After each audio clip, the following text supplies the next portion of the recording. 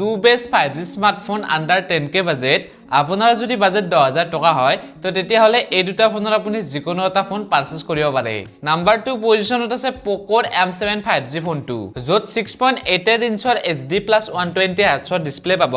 Snapdragonৰ 4 Gen 2 processor 50 মেগাপিক্সেলৰ rear camera আৰু 8 মেগাপিক্সেলৰ selfie camera 5160 mAh এটা ডাঙৰ battery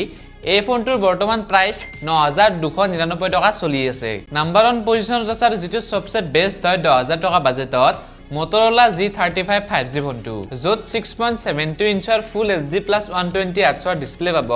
premium vegan leather design ইউনিচকৰ T760 প্ৰচেছৰ 50 মেগাপিক্সেল প্লাস 8 মেগাপিক্সেলৰ rear camera যত 4K ভিডিও ৰেকৰ্ড কৰিব পাৰিব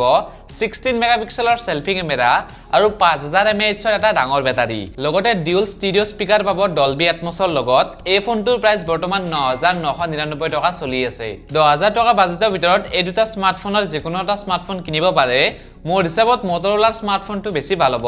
লগতে এনেকুৱা ধৰণৰ ভিডিও যদি আপোনালোকে আগলৈকে পাই থাকিবলৈ বিচাৰে তো তেতিয়া হলে আপোনালোকে মোক ফলোটো কৰি দিব লাগিব থ্যাংক ইউ